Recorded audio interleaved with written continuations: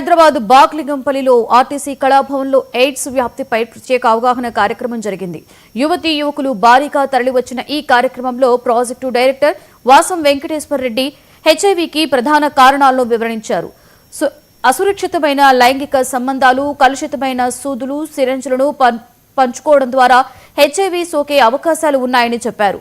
కలుషితమైన రక్త ఉత్పత్తుల మార్పిడి చేయడం ద్వారా తల్లి పుట్టబోయే బిడ్డకు హెచ్ఐవి సోకుతుందని వెంకటేశ్వర రెడ్డి వివరించారు.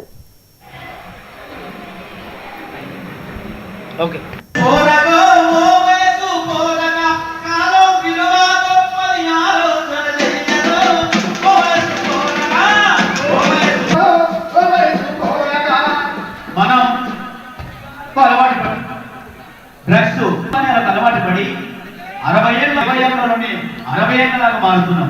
అందుకే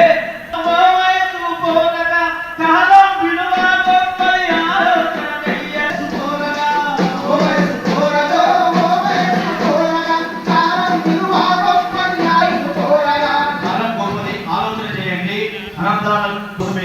ఈ కార్యక్రమం యువకులంతా ప్రతి ఒక్కరు ఆలోచించి బారిన పడకుండా, ఇతరులను కూడా పడకుండా.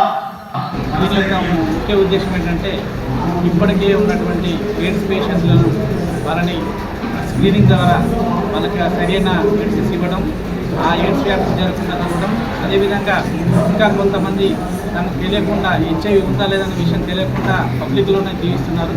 వాళ్ళను కూడా స్క్రీనింగ్ చేసి ఐడెంటిఫై చేసి టెస్ట్ చేయడం ద్వారా ఇన్ కేసు పాజిటివ్ వస్తే ఏఆర్టీ సెంటర్ ద్వారా వాళ్ళని తీసుకెళ్ళి ట్రీట్మెంట్ ఇవ్వడం, దీని ద్వారా మన ఎయిడ్స్ వ్యాధిగ్రస్తులను తగ్గించే అవకాశం ఉంది. ఒకసారి ఎయిడ్స్ సోకిందంటే దాన్ని కంట్రోల్ చేయడం తప్ప అది కంప్లీట్గా వైరస్ అనేది రిమూవ్ కాదు. అది ఎవ్రీ ఇయర్ మనం టెస్ట్ చేసుకోవాలి. అదేవిధంగా ఎయిడ్స్ అనేది ప్రాణాంతకం కాదు. అంతకంటే ముఖ్యంగా ఎయిడ్స్ బారిన పడ్డ వాళ్ళని మనం వివక్ష చూపకూడదు. అదే అసలైన డేంజర్. కాబట్టి ఎయిడ్స్ ప్రాణాంతకం కాదు. సరైన టైంలో టెస్ట్ చేసుకోండి. తమకు ఆ వ్యాధి ఉందా లేదా అనే నిర్ధారణ చేసుకోవడం వల్ల మన తెలంగాణలో ఇప్పటివరకు ఉన్నటువంటి 1,58,000 పేషెంట్స్